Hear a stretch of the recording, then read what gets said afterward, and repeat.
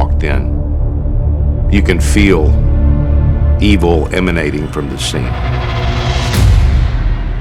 In less than 3 seconds, 3 people are shot. And he just was like, well, I didn't have anything to lose, so I just did it. No big deal. Most homicides occur because of one of 3 reasons: sex, drugs, or money. It just takes this one little thing to send it over the edge. Can I stop you right there? Is he trying to say I had anything to do with this? I've known hundreds of detectives and police officers. I've never met one like him. If the eyes are the windows to the soul, I'm looking into the pit of darkness. Houston, Texas, America's 4th largest city.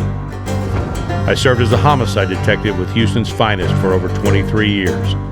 I've investigated over 400 murders and solved 90% with a confession. Once I have a suspect in the room, I don't quit until I get justice for the victims. I am homicide detective Phil Waters.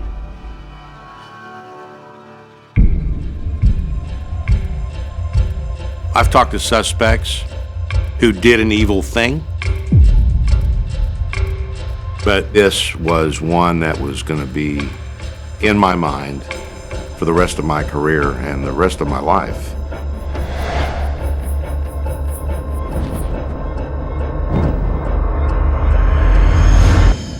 The scene was at Immaculate Auto Sales. I'm working with family Contreras for more than 15 years.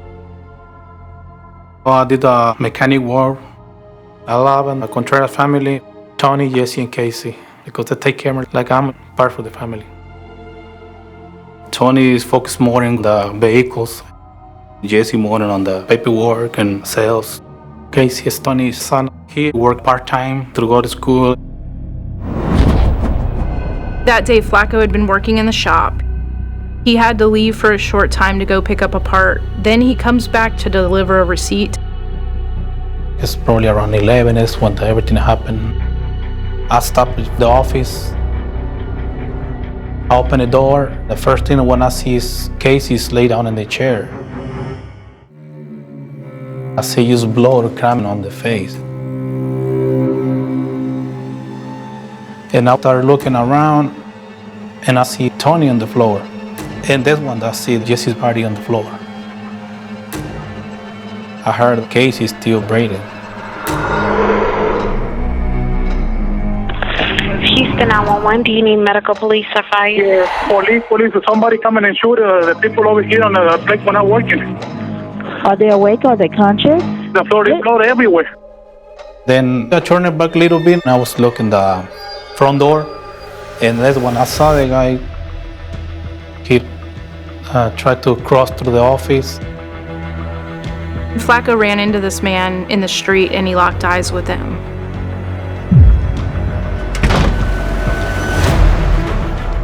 When he picked the head up, we crossed eyes. And he just turned around and started running. Something told me this guy, he knows something, he saw me, and I was scared for my life. He said it was a face that he would never forget. On January 8th, 2015, my partner Brian Harris and I received a call of a triple shooting in North Houston at Immaculate Auto Sales. In the distance, we can see all the red and blue lights of the patrol cars, dozens and dozens of patrol cars blocking the main roadway.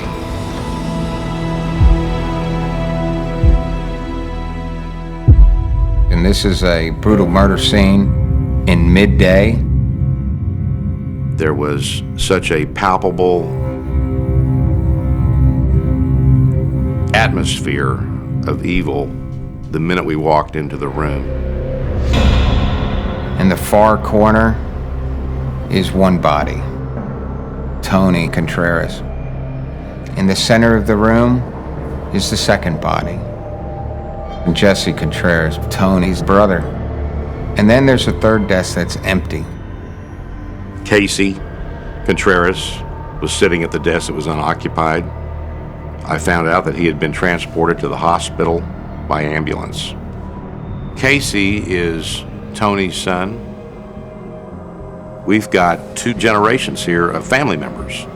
There's that thick, coagulated blood. And anytime you see pools of it, it's not a good sign. Scenes talk to me. This person was on a mission.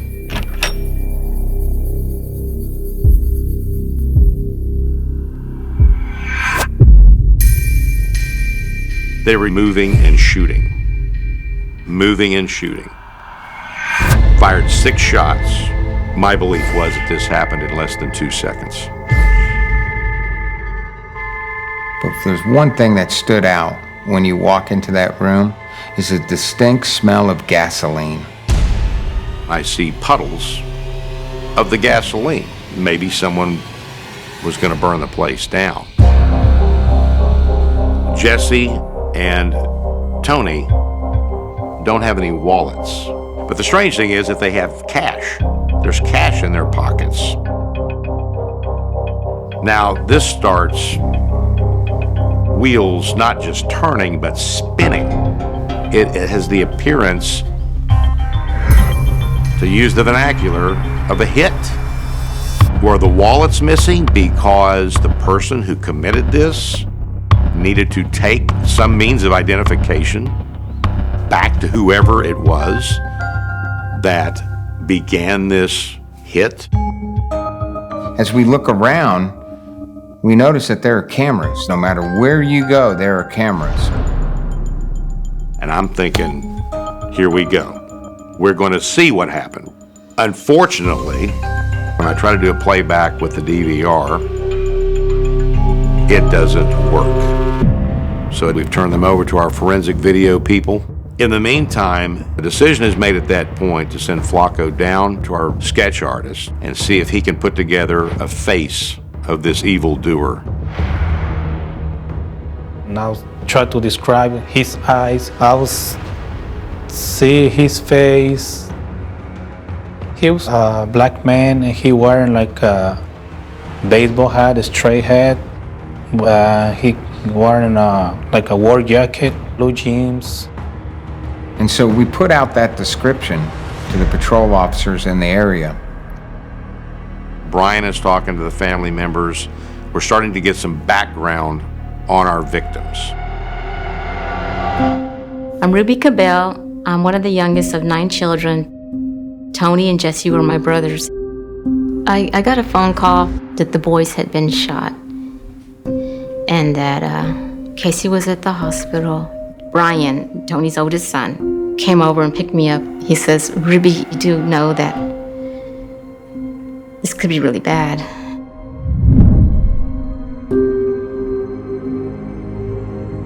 We're approaching the car lot, and we got real quiet.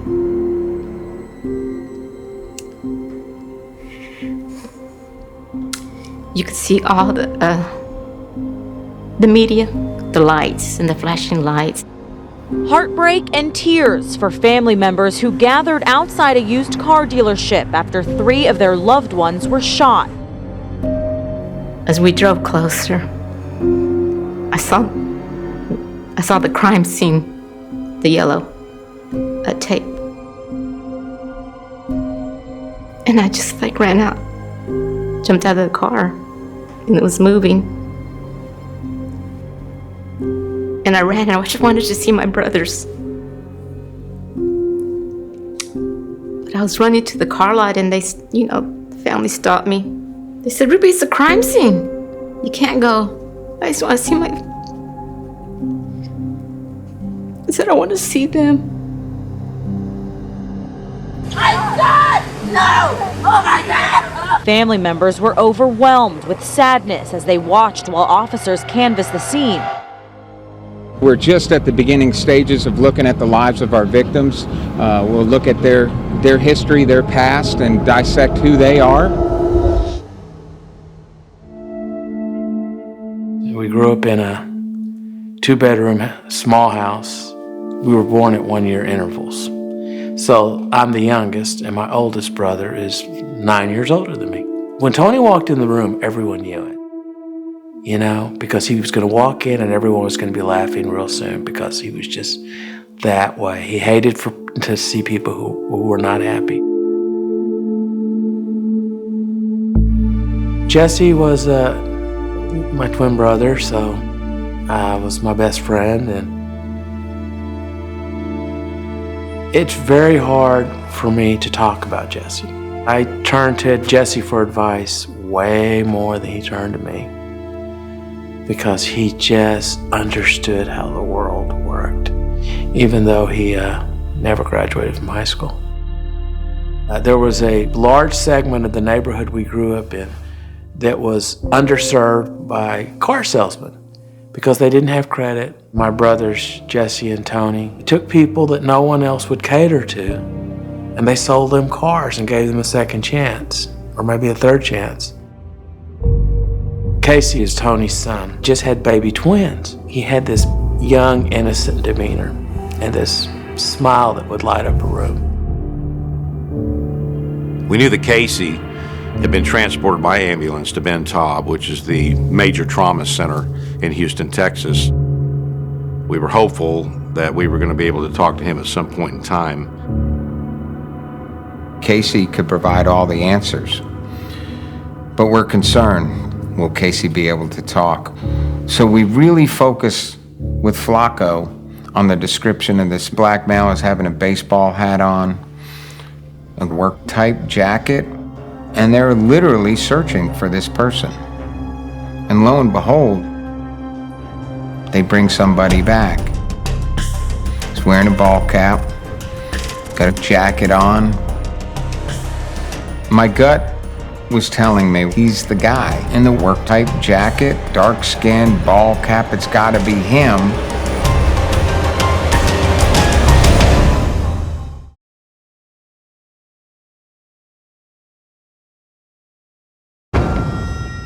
A methodical attack is how officers describe this triple shooting that took place inside a family-owned used car dealership. The unthinkable happened on January 8th. My 2 brothers were murdered and Casey was shot. While Tony and Jesse Contreras are pronounced dead at the scene, we have Casey Contreras at the hospital fighting for his life. Casey could be the key, but when will we be able to speak to Casey? We're still at the crime scene. We have a possible potential suspect. I wanted Flacco to look at him. We were hoping the witness can identify that person and say, yes, that's the man. It's not him. Like 100% I say it's not him. That told me he would be positive when he actually saw the real killer. We're trying to get a feel for what has happened. What happened to the Contreras family?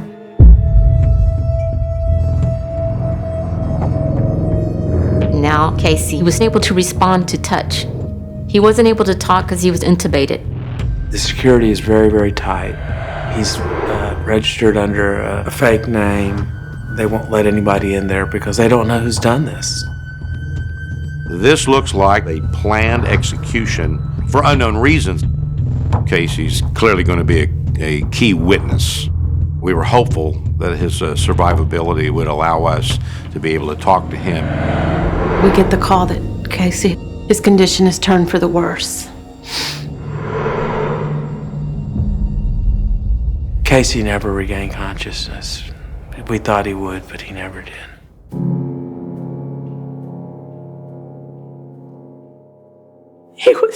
He was just an innocent young person who was just beginning his life. Casey had let the family know if anything happens to me, he said, donate my organs. Casey gave a piece of himself to others so that they could live. Now we've got a triple homicide. We had received information from the family that Tony and Jesse had been involved in the federal criminal justice system based on some involvement that they had in marijuana transportation. My brothers had naively agreed to let someone use one of their warehouses down. They readily admitted their guilt and accepted their punishment. Were the brothers being targeted because of their past criminal activity? We're peeling the onion on our 3 victims. I mean, man, it is looking like we are on the right path. This was a targeted hit. Narcotics Division volunteers to send their dog. They're going through all the cars, they're going through the office.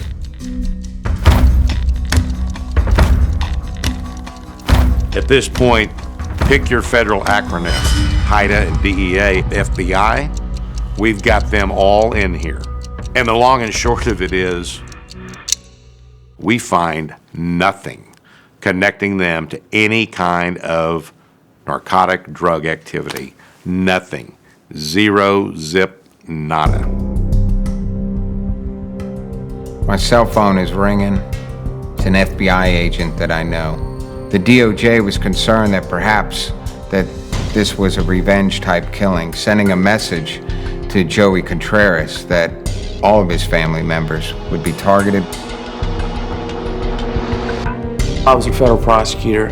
I had a protective detail live at my house and drive me everywhere because of threats. The last major prosecution I did was a huge one. It was a racketeering case that targeted the Texas-Mexican Mafia, in which they were charged with 24 murders, racketeering, and drug trafficking. Does it have anything to do with Joey and what he does as an assistant U.S. attorney? Is there a possibility that Joey's life may be in danger? We're concerned, so it is most important that we meet directly with him to give him what we have at this point. I dreaded going to the dealership. I remember putting my hand out to shake Phil's hand and him kind of pushing past my hand and putting his arms around me and embracing me. I don't know if he could sense the brokenness in me, but I remember the sincerity, and I'll never forget that moment for as long as I live. In regards to Joey Contreras, was this payback? We didn't know. The only thing we have is this video that doesn't work. 48 hours later, our forensic video people have done their job.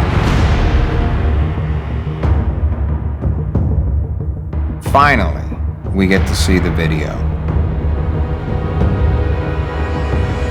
And what we see on that video is incredible. Suddenly, this investigation has been brought a new breath of life.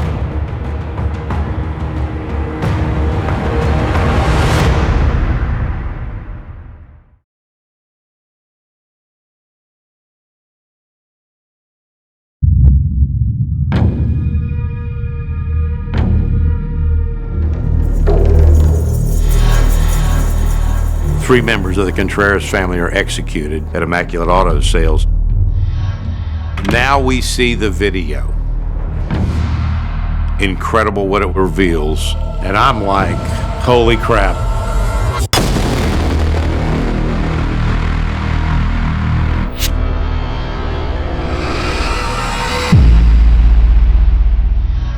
Shows a young black male wearing a jacket and a ball cap, dark glasses, carrying a duffel-type bag, calmly walking into the brothers' store, speaking on a cell phone.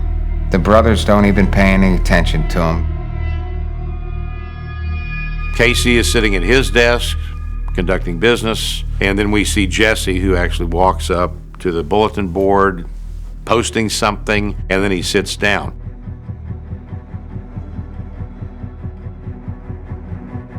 And he's waiting for the right time to strike. The suspect puts the phone in the backpack. He draws a weapon, shoots Casey first one time, and then starts to peel through the office area, consistently moving and shooting. In less than 3 seconds, 3 people are shot.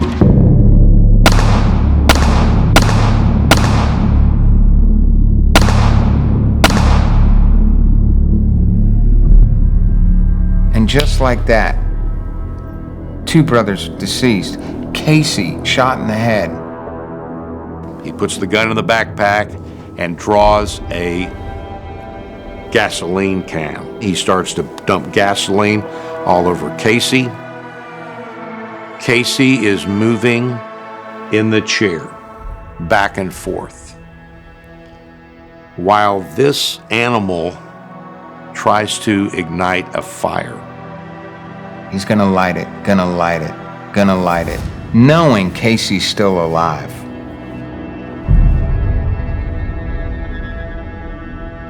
As a prosecutor, you're thinking it's really great evidence for your case, but it's also horrific to watch 3 people be executed.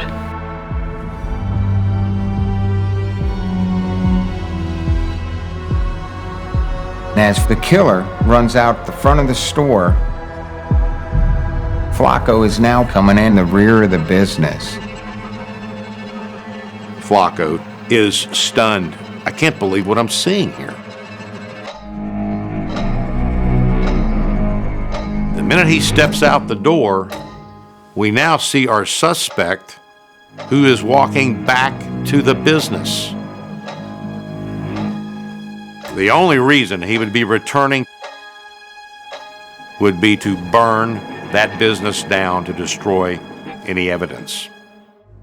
Flacco spoils that plan. But Flacco locked eyes with him. 30 seconds sooner, Flacco would be dead too. There is no doubt now what we're seeing here, that the video is going to be the key to solving this case. And the problem is that the video can't name that person for us. Could this really be a hit? Well, we still couldn't rule it out.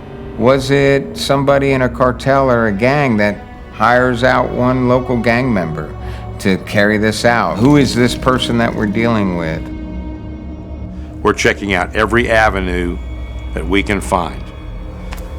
And right now, we're coming up with goose eggs. And Phil's the one that has to make those phone calls to Joey and the other family members to tell them, we don't have any news for you.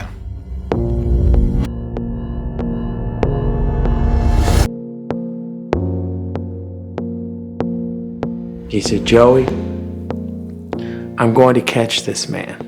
And when I put handcuffs on him, you'll be the first person I call. I believed in my heart of hearts we were going to solve it.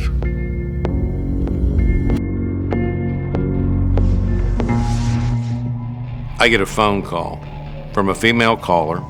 She wanted to talk to me about, in her words, what happened at Immaculate Auto Sales. You could have knocked me out of my chair with a feather.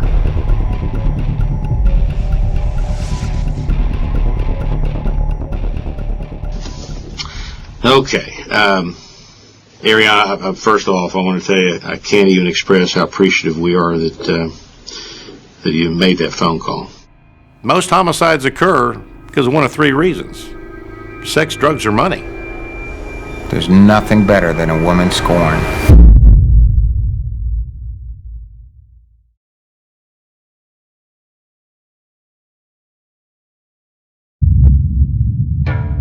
Four months after the murders, I get a phone call from Arian Stewart. She wanted to talk to me about, in her words, what happened at Immaculate Auto Sales. I called Ariane immediately. What I did not want happening here is her changing her mind.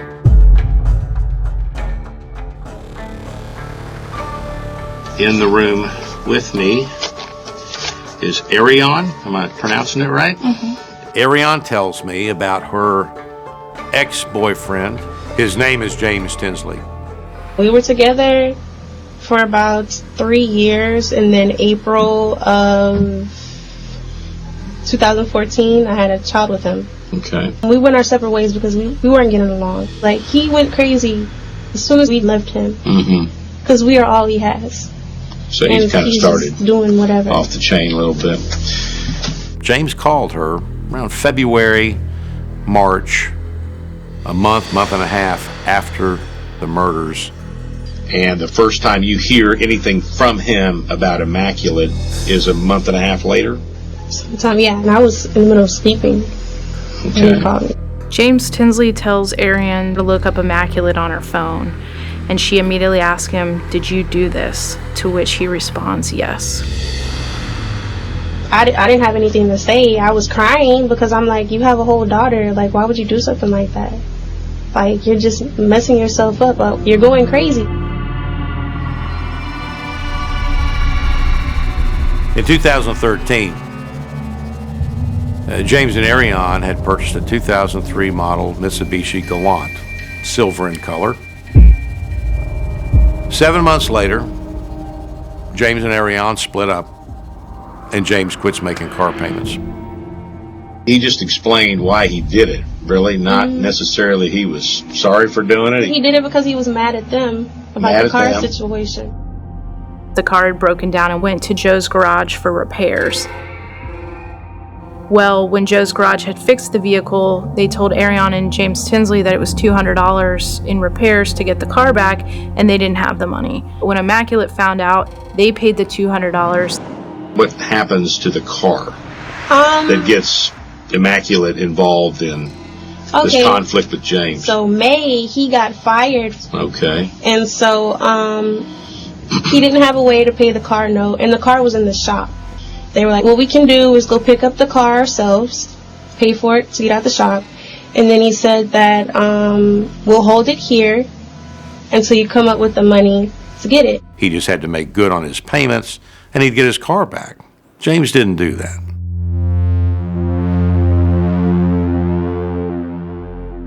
At some point, James Tinsley drove by and saw that his car was for sale on the lot. And he got very mad.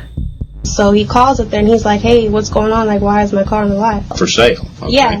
And so they're like, well, you weren't in contact with us and we didn't know what was going on. So we just cleaned out the car because it was really dirty and we just decided to put it on the lot. It was trash, hamburger wrappers, hats, clothes, shoes, stuff like that. But nothing that's really, really important. He was like, well, what did you do with our stuff? And he just kept saying we cleaned out the car, meaning he trashed all of our stuff. And he was mad about that. Okay. And so it was nothing he could do about it. Why he thought they would keep his personal items in the car for several months, I don't know. But I think that's what ticked him off more than having the car repossessed. And his anger only increased when he was forced to ride the bus. I remember Casey saying, hey man, he goes, I got a real bad feeling about this guy that came in.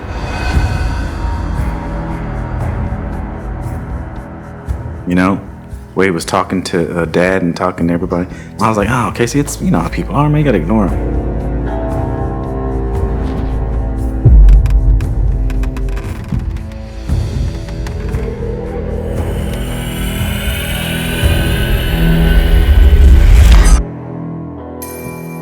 But he didn't give me a name.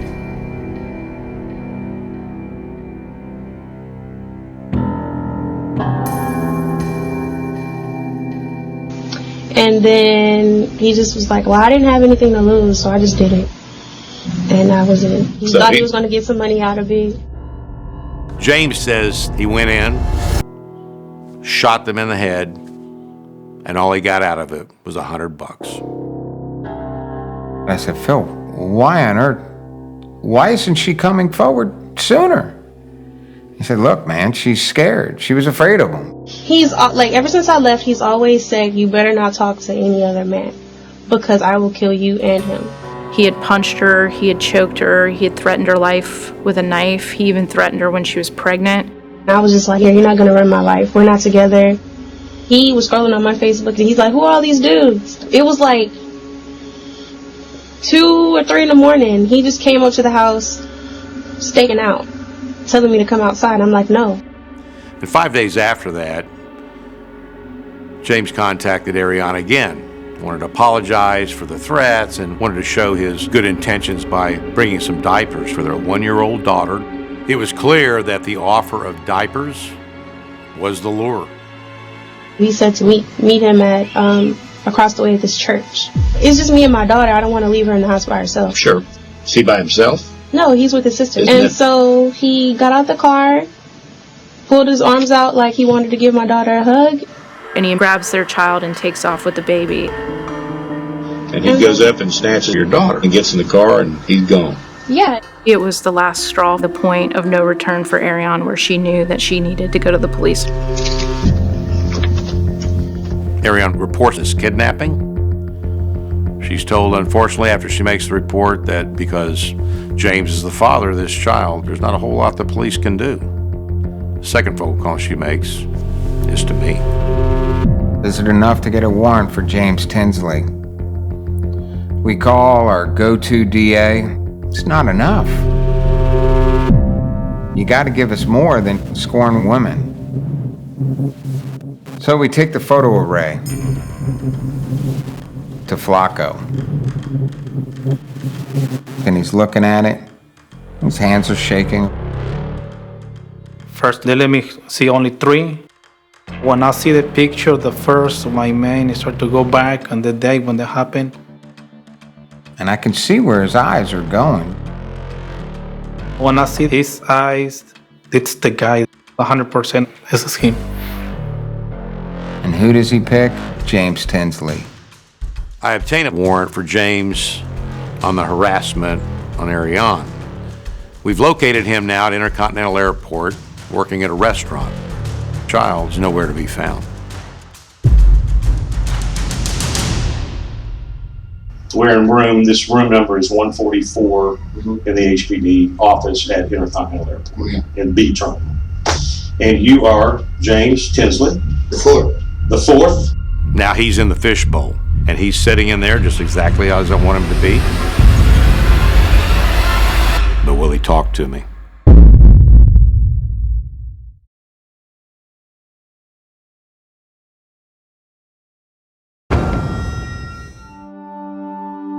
Four months after 3 members of the Contreras family are executed, I have my suspect. James Tinsley. Those are here to talk about Ariane, about this harassment report that she's made, and he's confident enough in himself that he's going to be able to explain all of that away. She made a police report. So you already know, right? I do now. I want to establish a really good relationship here with James. So, I want to lower his anxiety. And I'm Detective M.F. Waters, and you can call me Phil. And I'm with HPD. All righty then. We begin with talking about his relationship with Ariane. When we graduated high school, we moved together, first apartment. So when your daughter is born, what's kind of the atmosphere? Love's still there, but her relatives, they got in her ear, and we always fell apart because of that. Is she seeing other people? She was talking to a dude for 5 months. Like, we argued about it because I told her, like, you gotta tell me you bring around my daughter. Like, come on now, I can't do that. Her family, they make it seem like I'm this evil dude when I go over there. I go over there, I knock on the door, they call the police. Her story is that you got over there, you were so mad, so angry about the other dude, that you told her that you'd kill her and you'd kill the other guy. You'd kill the other dude. I know. No, that's retarded. Then Phil starts asking about the car. You get a lie. Did you have a car? And like she let me use her car. She took me to work here and there. She says you were driving a car then. A Mitsubishi? Mitsubishi. Mm-hmm. Oh, yes. You just reminded me. Yeah, that was our car. We had a car. Okay. We got the car from... What was that place called?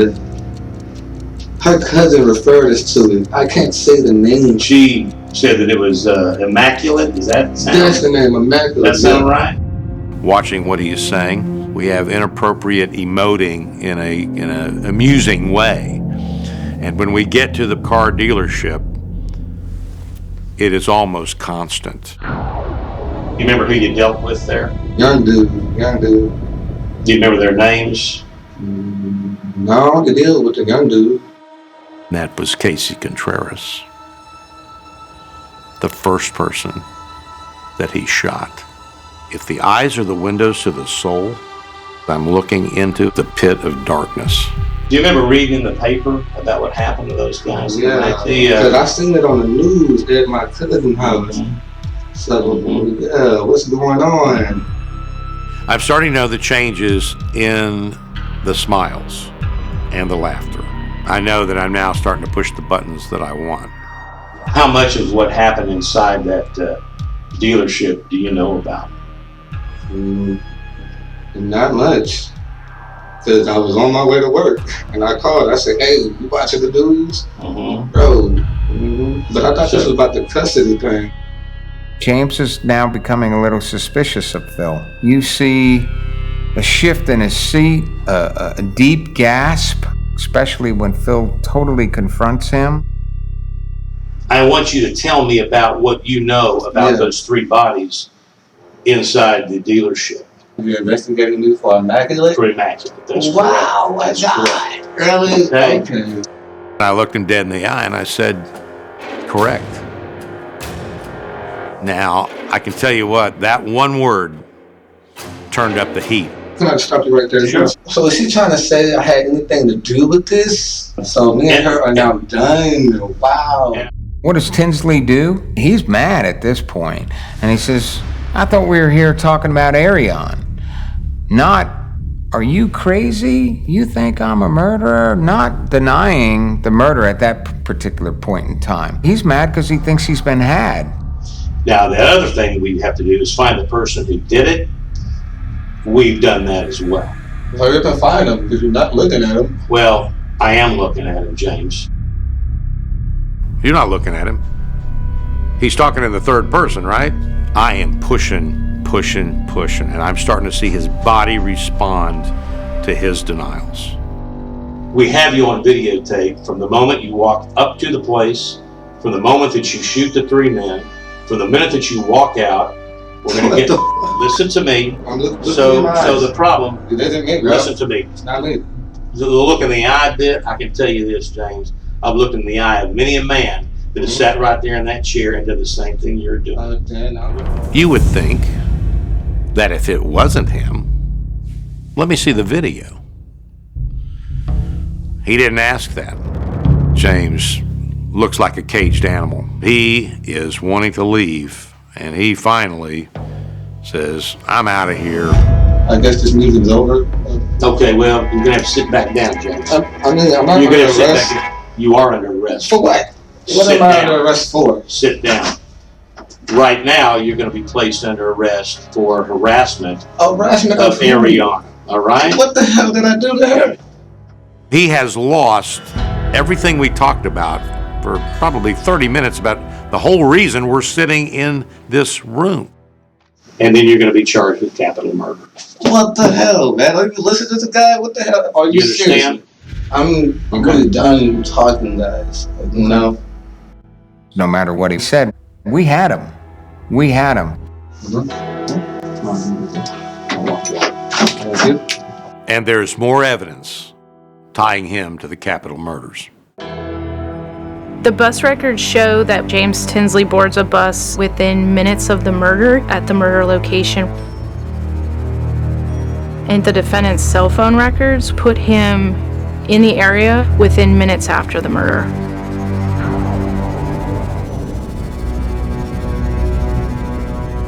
The Sister answers the door. Lo and behold, there's James's and Arion's daughter. She seems to be in great health and good shape. In the end, we were able to call Arion and give her her daughter, so they were reunited together. I was at home. The phone rang. Do you remember the promise I made to you? I knew what he was going to say. I could clearly hear over the phone were sobs, but they weren't sobs of sadness. They were sobs of relief. He said, I have arrested the man who killed your brothers and nephew. James Tinsley was in court Wednesday morning facing capital murder charges. The verdict was guilty. Guilty of capital murder, automatic life without parole. I was just shaking. But the greatest feeling was to see him march out of that courtroom, dressed in his little nice clothes, and turn back around in an orange jumpsuit. That's the first time that you let your guard down as a person and you can actually feel it along with them. And so you feel the relief that they feel and you feel good that they're going to get justice. And you're just so thankful at that point that they at least have that they have closure.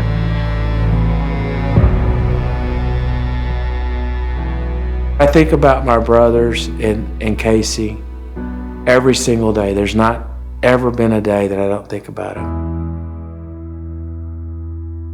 This was a book that was given to us, to the family at the funeral home, with pictures of Jesse and Tony and Casey, just celebrating their life. We have a lifetime of memories.